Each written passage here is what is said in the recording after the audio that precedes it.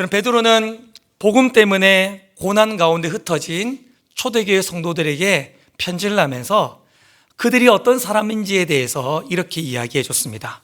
베드로전서 2장 9절 말씀에 보면 너희는 택하신 족속이요 왕같은 제사장들이요 거룩한 나라요 그의 소유가는 백성이니 이는 너희를 어두운 데서 불러내어 그의 기이한 빛에 들어가게 하신 이의 아름다운 덕을 선포하려 하심이라. 아멘. 여러분, 그들은 극심한 박해 가운데에 세상에서 버려진 인생을 살고 있었습니다. 그러나 베드로는 그런 초대교회 성도들에게 아니다라고 말씀하면서 너희는 택하신 족속이고 하나님의 소유된 백성이라고 그들의 정체성을 이야기해 줬습니다. 초대교회 성도들은 세상에서 인정받지 못한 실패자로 살아갔었습니다. 사람들에게 손가락질 받는 인생을 살아갔단 말입니다. 그러나 베드로는 아니라고 말하면서 너희는 왕같은 사람들이고 왕같은 제사장이라고 그들의 정체성을 이야기해 줬습니다. 그들은 형편없는 인생을 살았습니다. 복음 때문에 손해보고 도망자로 이곳저곳을 유리방황하며 때론 땅굴 속에서 살아가는 인생을 살았습니다. 그들은 스스로의 삶을 비참하게 여겼습니다. 그런데 베드로는 아니라고 말하면서 너희는 거룩한 나라라고 이야기해 줬던 것입니다. 베드로는 편지를 쓰면서 너희는 삶과는 다르게 너희의 정체성은 이렇다라고 이야기해 줬던 것입니다. 나는 누구인가? 나는 어떤 사람인가? 이런 나의 정체성은요, 내게 찾아오는 크고 작은 사건들을 해석하는 키가 되기도 하고, 나의 정체성은 내게 찾아오는 실패와 시련을 뛰어넘는 힘이 되는 줄 믿습니다. 또한 이런 나의 정체성은요, 내가 어떻게 살아야 할지, 내게 어떤 사명이 주어졌는지도 가르쳐 주는 것이 바로 정체성인 것이죠. 택하신 족속이고 왕같은 제사장이고 거룩한 나라이고 그의 소유간 백성들은 어떻게 살아야 된다고 베드로는 말하고 있습니까? 이는 너희를 어두운 데서 불러내어 그의 기이한 빛에 들어가게 하신 이의 아름다운 덕을 어떻게 해요? 선포하게 하려 하심이라. 세상 가운데에 하나님의 아름다움을 노래하는 시인으로, 세상 가운데에 우리를 구원하신 하나님의 구원을 선포하는 사명자로 살아가야 된다라고 베드로는 이야기하고 있는 것입니다. 오늘 우리가 읽었던 이 두 절 말씀에는 우리가 어떤 사람인지에 대한 우리의 정체성, 우리의 삶을 해석할 수 있고 우리는 앞으로 어떻게 살아가야 되는지에 대한 사명을 알려주는 우리의 정체성이 잘 기록되어 있습니다. 우리 5장 1절 말씀을 우리 같이 한번 읽겠습니다. 시작. 그러므로 사랑받는 자녀같이 너희는 하나님을 본받는 자가 되고. 여러분, 우리의 정체성은 뭡니까? 우리는 어떤 사람입니까? 한번 따라하겠습니다. 하나님을 본받는 자. 시작. 하나님을 본받는 자. 우리가 어떤 사람이라고요? 다시 시작. 하나님을 본받는 자. 어떤 선교사님이 선교지로 파송을 받았습니다. 아직까지 그 나라의 문화도 잘 모르고 언어도 귀에 들리지 않을 때였습니다. 주일이 되었기 때문에 현지 교회를 방문하게 되었습니다. 그런데 그 교회도 이제 우리 교회처럼 뒷자리가 먼저 차고 앞자리가 뒤에 차는 그런 구조였던 것 같아요. 그래서 교회를 갔는데, 서먹하게 교회를 갔는데 제일 앞자리만 비어 있는 겁니다. 그래서 제일 앞자리로 갔습니다. 근데 때마침 자기 옆에 한 남자 성도님이 계시는 겁니다. 선교사님이 생각했습니다. 내가 말도 잘 못 알아듣고 이런 예배의 문화도 잘 모르니까 이 사람을 따라하면 되겠다고 생각했었습니다. 그래서 이 사람이 일어나면 어떻게 했을까요? 따라 일어나고, 이 사람이 앉으면 따라 앉고, 이 사람이 박수치면 따라 박수치고, 이 사람이 웃으면 뭔 말인지도 모른 채 그냥 따라 웃었습니다. 여기까지는 잘했습니다. 근데 문제가 생겼습니다. 담임 목사님 올라오셔가지고 광고를 하시는데 광고 시간에 광고를 듣다가 갑자기 이 옆에 있는 남자가 벌떡 자리에서 일어나는 겁니다. 선교사님 어떻게 했을까요? 어떻게 했어요?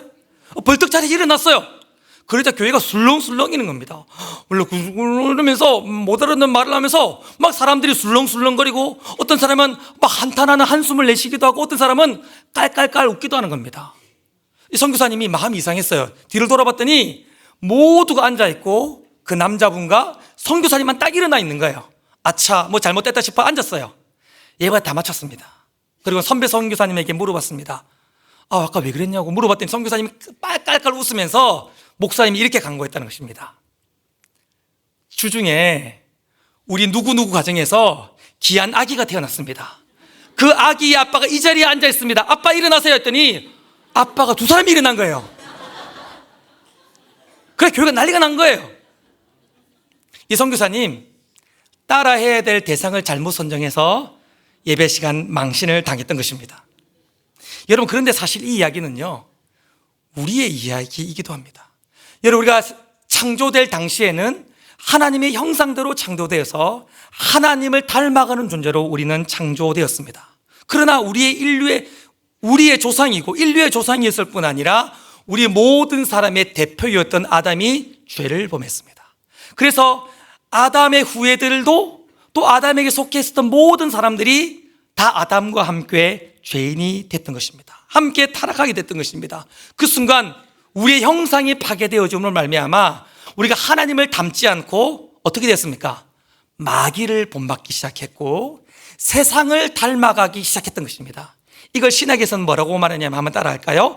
죄의 본성. 시작. 죄의 본성. 마땅히 하나님을 닮아가야 될 우리들이 마귀를 닮아가고 세상을 닮아가려고 하는 우리의 타락한 본성을 죄의 본성이라고 이야기하는 것입니다. 우리가 마귀를 본받고 세상을 본받으면 이렇게 생각합니다. 세상이 우리들을 성공시켜 줄 거야. 세상이 우리들에게 행복을 가져다 줄 거야. 세상을 따라가면 마귀를 쫓아 살아가면 우리 인생이 평안이 있을 것이라고 생각하지만 바울은 편지를 쓰며 에베소서를 기록하며 마귀를 본받고 세상을 본받는 자의 파멸의 인생을 이렇게 설명하고 있습니다. 에베소서 2장 2절 3절인데요 제가 읽어보겠습니다.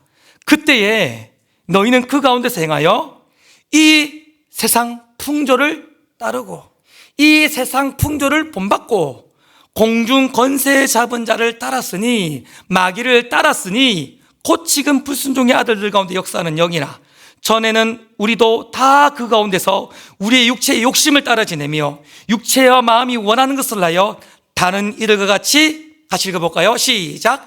본질상 진노의 자녀였더니. 본질상 진노의 자녀라는 말의 뜻이 뭡니까?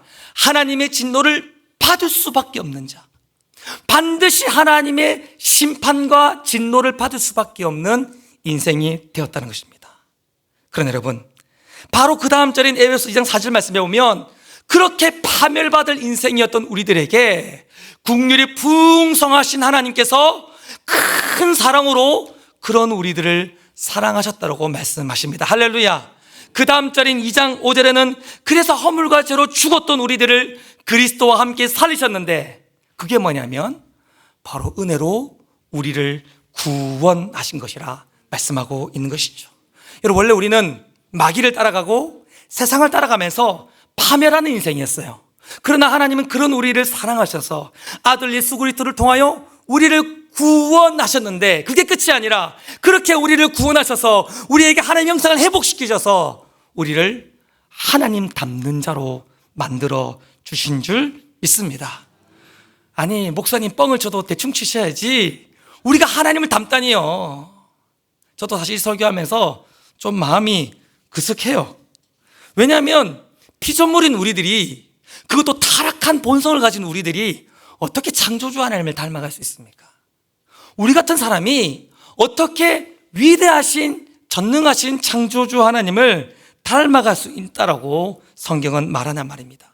그런데 오늘 읽었던 본문에는 우리가 어떻게 무엇 때문에 하나님을 닮아갈 수 있는지가 기록되어 있습니다. 우리 5장 1절을 한 번 더 읽어보겠습니다. 시작. 그러므로 사랑을 받는 자녀같이 너희도 하나님을 본받는 자가 되고. 여러분 우리에게 주어지는 두 번째 정체성이 있습니다. 한번 따라할까요? 사랑받는 자녀. 시작. 사랑받는 자녀. 여러분 우리는 어떤 자이냐면 사랑받는 하나님의 자녀들인 줄 믿습니다. 하나님이 우리를 사랑하세요. 그런데 그래서 우리가 하나님의 자녀가 되었어요. 그래서 우리가 어떻게 되어지냐? 하나님을 닮아갈 수 있는 것이죠. 제가 우리 교회 부임했을 때에 사람들이 저희 딸을 보면서 이렇게 얘기했습니다. 우와 목사님 딸하고 똑같이 생겼네요. 딸이 목사님 판박이에요. 그렇게 얘기하더라고요. 근데 조금 있다가 며칠만 지나니까 우리 아들이 온 교회를 쫓아다니니까 목사님 아들 목사님하고 똑같네요. 판박이네요. 복사본이네요.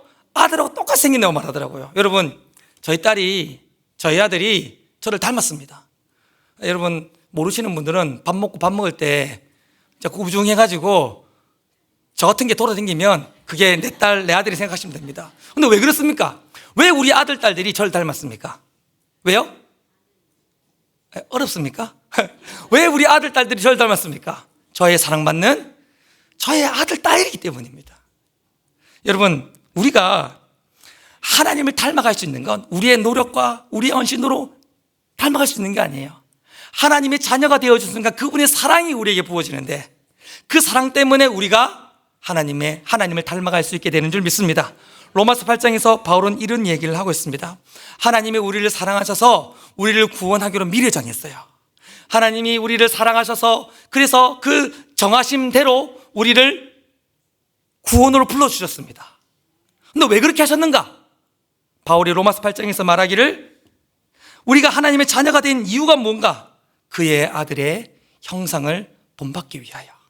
즉 하나님을 닮아가도록 우리를 정하셨고 구원하셨다는 것입니다. 사도 요한은 요한일서 3장에서 이런 이야기를 합니다. 우리가 하나님의 자녀가 된 것은 하나님의 큰 사랑 때문이다. 그냥 큰 사랑 이러면 안 되고요, 가래 끓는 목소리로 하나님의 큰 사랑 때문에 우리가 하나님의 자녀가 되었다고 말합니다. 우리가 하나님의 사랑 때문에 하나님의 자녀가 되었는데, 그러면서 사도 요한이 뭐라고 말하냐면 우리가 하나님의 사랑 때문에 하나님의 자녀가 되어서 그래서 결국은 우리도 그와 같이 될 것이다. 할렐루야. 우리가 하나님의 사랑받는 자녀가 되었기 때문에 결국은 우리도 하나님을 닮은 존재가 될 것이라고 이야기하는 것이죠. 우리가 하나님을 닮아갈 수 있는 건요, 하나님의 사랑 때문인 것입니다. 피조물인, 그것도 타락한 본성을 가진 우리는 절대로 하나님 닮아갈 수 없을 것 같아요. 불가능할 것 같습니다. 그러나 하나님의 사랑은 우리를 하나님 닮도록 만들어내시는 줄 믿습니다. 바울이 말한 것처럼 그리스도의 사랑이 나를 강권하시는도다. 여기서 강권이라는 말은 이끌고 간다는 뜻이에요. 나를 지배해서 질질 끌고 간다는 뜻입니다. 바울이 자기 인생을 어떻게 고백하고 있는 겁니까? 나는 그리스도의 사랑에 의하여 끌림받아서 이렇게 살았다고 말하는 것입니다. 마찬가지입니다. 우리가 어떻게 하나님의 자녀가 될 수 있냐면, 어떻게 하나님을 닮은 존재가 될 수 있냐면 그리스도의 사랑이 나를 강권하여서 그 사랑이 나를 이끌어가면서 점점 하나님을 닮은 존재로 우리를 빚어가시는 줄 믿습니다. 우리는 잘 알아요. 잔소리로 사람 안 바뀌는 거 잘 알아요. 그게 뭡니까? 여러분의 남편이고 그 여러분의 자녀 아닙니까? 교회도 마찬가지입니다. 율법의 조항을 갖다 대고 교회 메뉴를 갖다 대고 이런 신앙, 중직자는 이렇게 하고 양육자들은 이렇게 하면서 이렇게 해라라고 하는 행동 지침으로 절대 사람 안 바뀝니다. 그건 오히려 타락한 종교인을 만들어낼 뿐입니다. 그러나 우리가 하나님의 사랑을 경험할 때에, 하나님의 사랑을 체험할 때에, 하나님의 사랑이 내게 느껴질 때에 그 사랑이 나를 바꾸어내는 줄 믿습니다. 여러분, 축복합니다. 하나님의 사랑받는 자녀답게 날마다 하나님의 큰 사랑을 누려서 하나님을 정말 닮아갈 수 있기를 주님의 이름으로 축원합니다. 그런데 여러분 있잖아요, 우리가 하나님 닮아가야 된다라고 말해도 하나님은 영이시고 우리와 때로는 거리가 너무 멀게 느껴져서 뭐 어떻게 해야 될 것인가에 대한 고민이 드는 것 사실입니다. 하나님 닮아가라 이러니까 뭘 어떻게 해야 되는가, 이런 고민이 드는 것 사실입니다. 바울도 그걸 알았던 것 같아요. 그래서 하나님을 닮아가는 건 어떻게 하는 것인지에 대해서 2절에서 말해주고 있습니다. 우리 2절 말씀을 다 같이 읽어보겠습니다. 시작. 그리스도께서 너희를 사랑하신 것 같이 너희도 사랑 가운데서 행하라. 그는 우리를 위하여 자신을 버리사 향기로운 제물과 희생 제물로 하나님께 드리셨느니라. 아멘. 한번 따라할까요? 우리의 세 번째 정체성이 있는데요, 예수님을 닮아가는 것. 시작. 예수님을 닮아가는 자. 여러분, 예수님은 우리를 사랑하셨습니다. 그런데 예수님의 그 사랑을 본받는 것이 곧 뭐냐?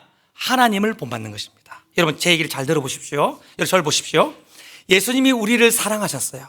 예수님이 우리를 사랑하셔서 우리에게 대한 사랑을 행하셨습니다.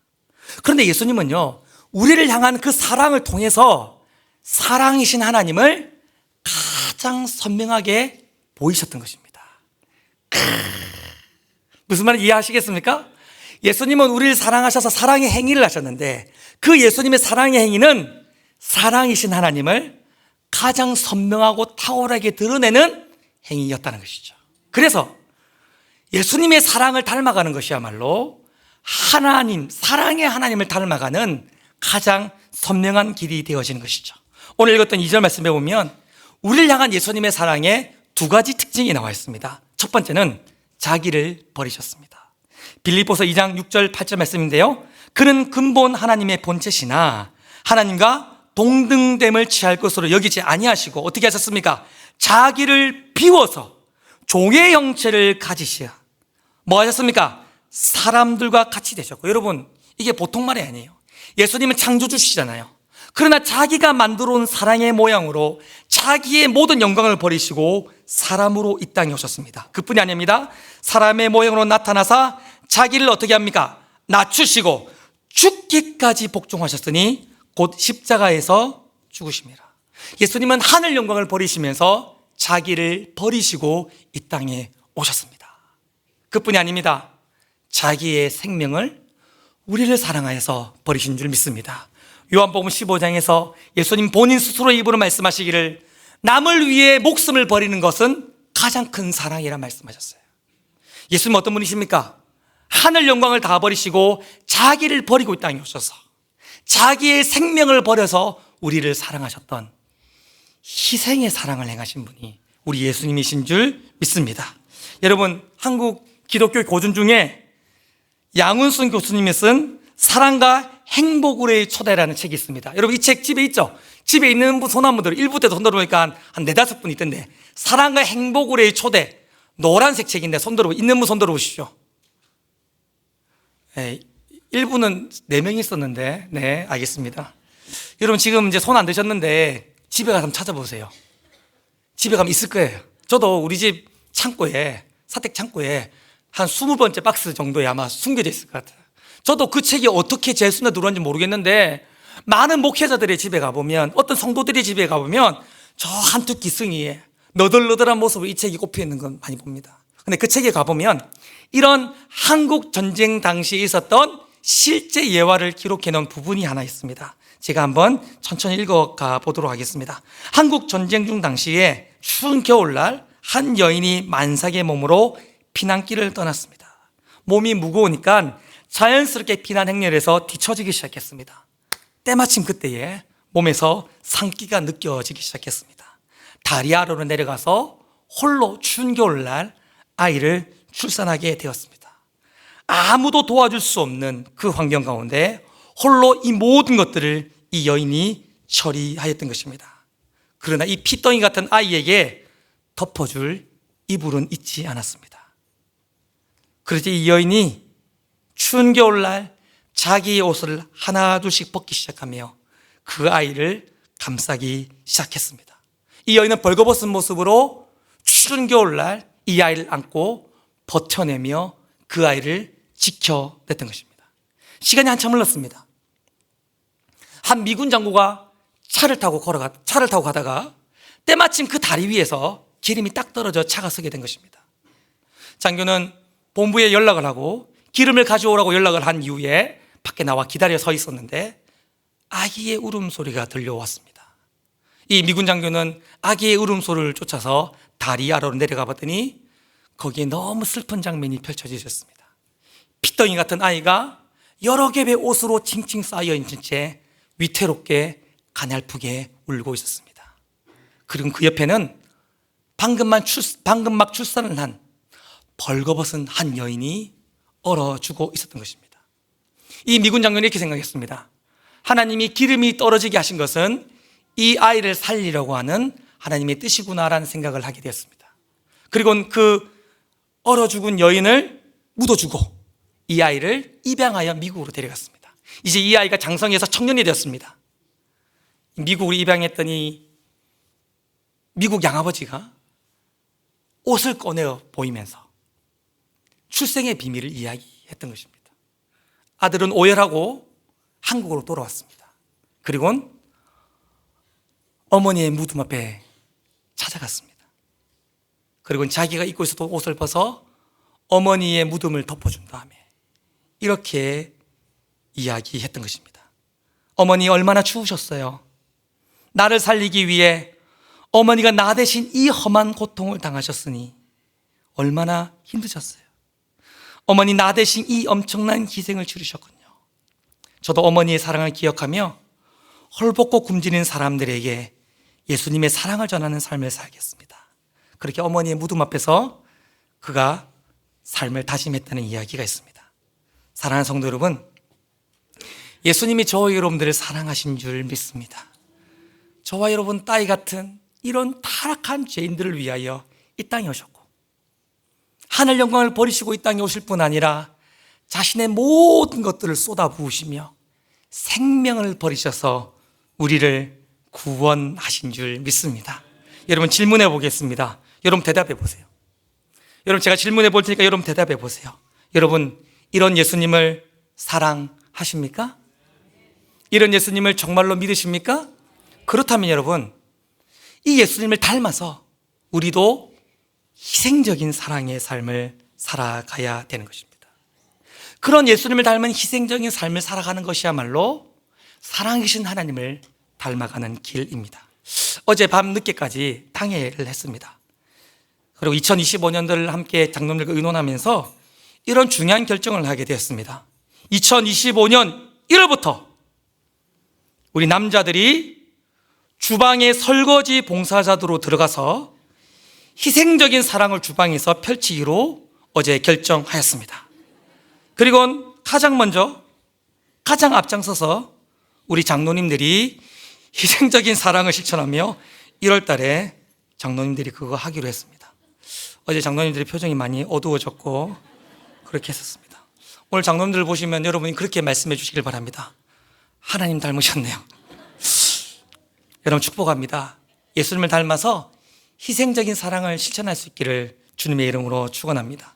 두 번째로 우리 예수님은 하나님의 기쁨이 되셨습니다. 오늘 읽었던 2절 말씀에 보면 예수님은 향기로운 제물이 되셨다라고 말합니다. 한번 따라할까요? 향기로운 제물 시작. 향기로운 제물. 여러분 제물이 뭐예요? 여러분 제물 뭡니까? 제물은요 하나님이 받으시는 거잖아요. 하나님이 받으시는 게 제물인데 그 받으시는 제물에게서 뭐가 납니까? 향기가 난다는 거예요. 그 말은 예수님은 하나님이 받으시는 향기로운, 하나님이 기쁘게 받으시는 향기로운 제물이 되셨다는 것입니다. 예수님은 어떤 삶, 구약 성경에 보면요 향기로운 제물이 자주 등장합니다. 그건 뭐냐면 하나님이 기쁘게 받으셨다라는 그런 표현을 할 때에 향기로운 제물을 사용하고 있는 것을 보게 됩니다. 예수님은 이 땅을 어떻게 사셨습니까? 자기의 기쁨을 위해 살지 않았습니다. 예수님은 자기의 기쁨을 위해 살지 않았고 하나님의 기쁨을 위해 살았습니다.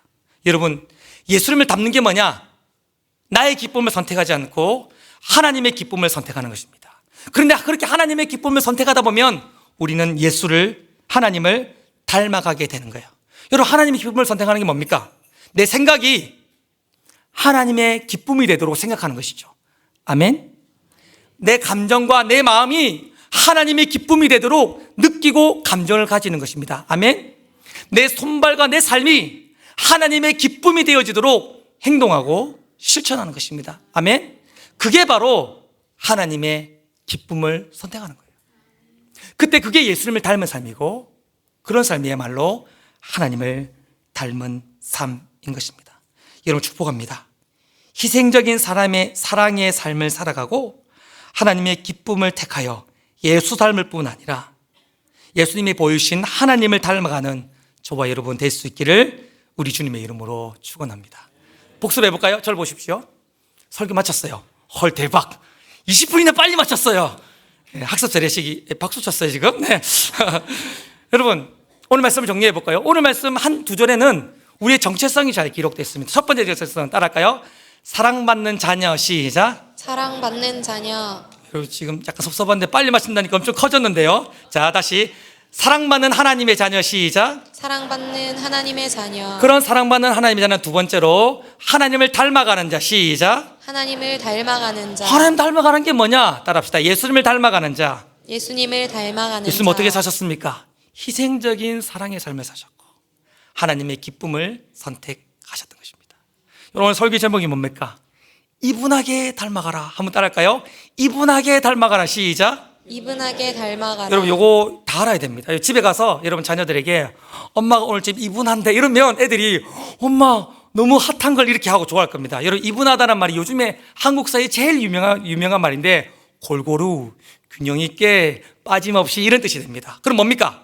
골고루, 균형 있게 하나님을 닮아가라는 뜻이 됩니까? 여러분, 이 말에 제가 설교가 시간이 짧아서 다 설명하지 못했지만, 제가 오늘 이 말 하는 거 아닙니다. 교회에서만 하나님 닮아가십시오, 예배 열심히 드립시오, 이런 말 하는 거 아닙니다. 교회에서도 하나님 닮아가지만 어디서요? 삶의 현장에서도 하나님의 사랑받는 자녀답게 하나님을 닮아가고 그리스도의 사랑을 실천하는 저와 여러분 될 수 있기를 주님의 이름으로 축원합니다. 사람들 앞에 보여지는 것만 하나님을 닮아가는 자가 아니라 내 속사람까지도, 내 마음까지도, 내 심령까지도 진짜 하나님 닮아가고 예수를 닮아가는, 그래서 오늘 설교 제목처럼 이분하게 하나님을 닮아가는 저와 여러분 될 수 있기를 주님의 이름으로 축원합니다.